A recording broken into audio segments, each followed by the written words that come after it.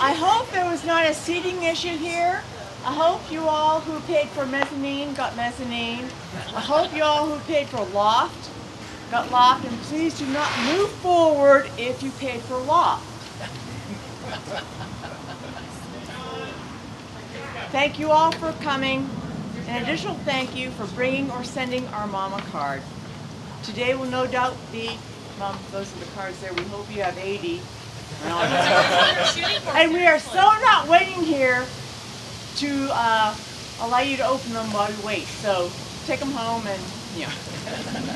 Today will no doubt be a bit of a whirlwind for her, and with it will come great memories. Of course, years from now, when she gets old, your cards will help her remember this day clearly, and we know she will be smiling and laughing. As most of you know, our dad had a nickname for Mom. It is based on her driving skills and likely a bit of envy. She is still probably one of the best, most accurate, safest. Please turn to your cell phone.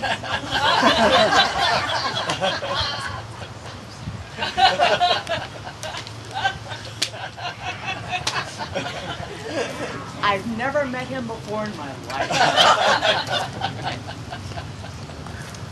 She is probably still one of the best, most accurate, safe, most aggressive, and fastest drivers ever. Her nickname?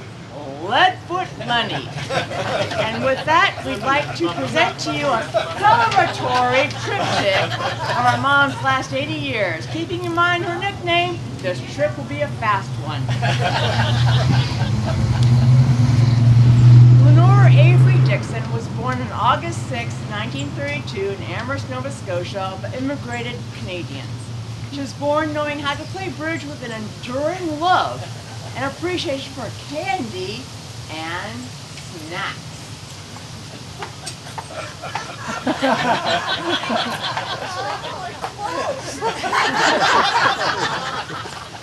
But she made all these. Mom, do you have to open? Pass. One no. 2 diamonds.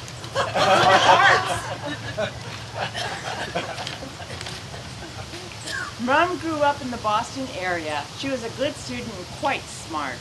Women's sports were not huge back then, but she was a good and keen athlete. Actually, she was just plain competitive and good at whatever she tried. She attended University in New Brunswick and finished her studies at Boston at BU. She played basketball, did intramural sports, and sang in choirs and productions, though never on Broadway. She kept up with the classiest of styles by sewing her own clothes and always looked marvelous.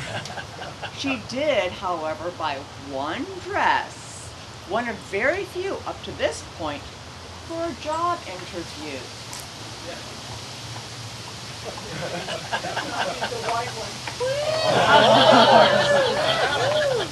She got the job.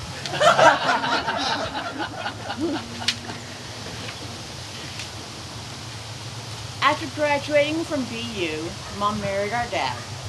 She sewed her own wedding gown as well as all her bridesmaids' gowns. We have only photographic proof of these wedding works of beauty, but we have a live presentation of her other works of high fashion.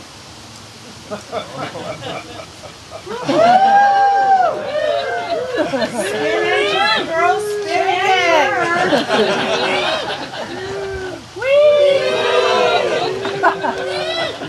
Oh my gosh, how lovely. Not bad. Mom and Dad were married in August of 1954 and lived in 2 different towns near West Point, New York. Their first home was in Cornwall.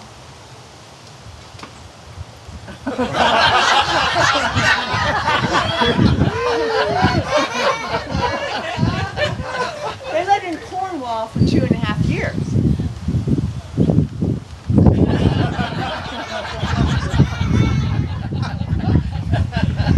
From Windsor in 1957, where they lived until January of '59. From New Windsor, they moved to San Juan, Puerto Rico, where they lived in the non-commissioned officer's wherry for a little over a year.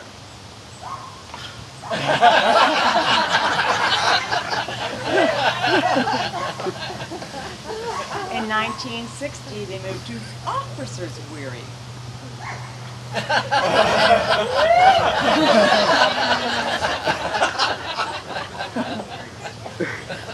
In July of 1962, they moved back to Massachusetts, where they lived for a total of 6 years in a total of 5 different towns: Westwood, Weymouth, Rockland,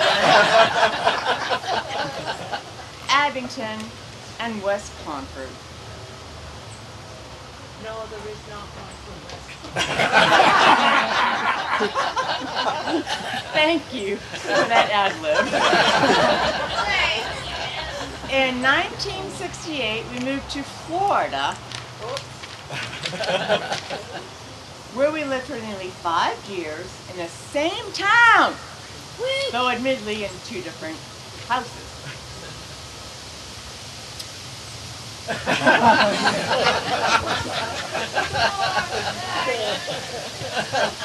But we had to say the Joes were a little sad Lenore was not a Leonard.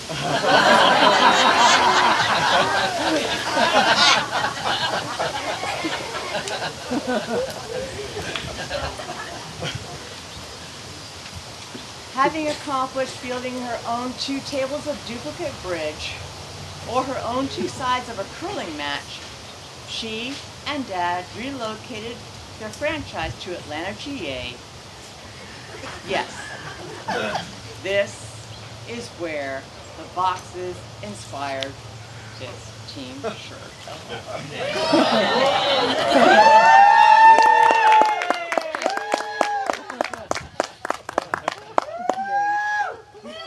Let's go VA! We'll intimidate! Every town and every community lucky enough to get to know Mom saw her involved in their, which became her, church and choirs. She has organizational and leadership skills of an executive or even a CEO. She has a voice and sense of pitch to be envied. She not only sang in these church choirs, but she led the junior choirs.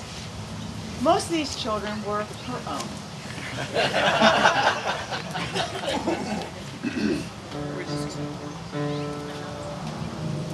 Okay, ready? Ready. I love to tell the story of unseen things above, of Jesus and His glory, of Jesus and His love. I love to tell the story because I know 'tis true. It satisfies my longings as nothing else can do. I love to tell the story, 'twill be my theme in glory, to tell the old story of Jesus and His love. Obviously that perfect pitch, Jean was slightly stiffed, and now Lenore solo. I don't want to. And that's the truth, she really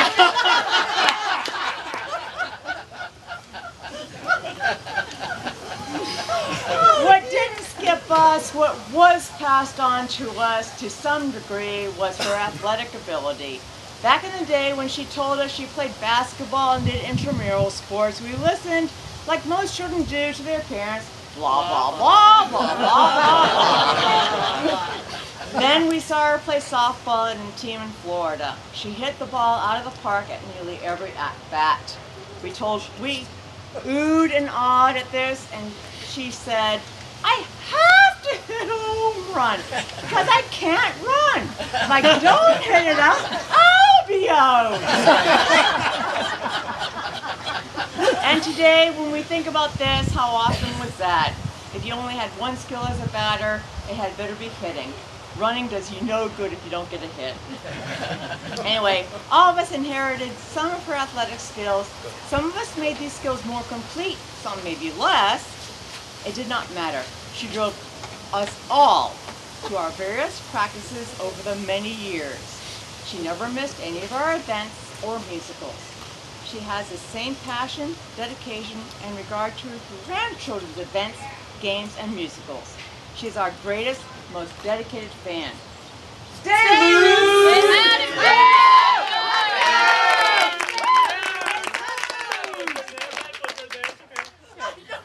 She says that's all my fault. We can't say her life has been easy, but who'd have known? She never says fail, never gives up, and always perseveres. She's taught us that. She's taught and continues to teach us through her own examples. Some of them we even really follow. Love and laughter have been the glue of this family. We laugh easily. Mom maintains Dad was a funny one, she's the good audience. She is still the good audience. Great sense of humor, great sense of love. Here's to you, Mom, Grammy, Leadfoot Lennie, and Lennie too many.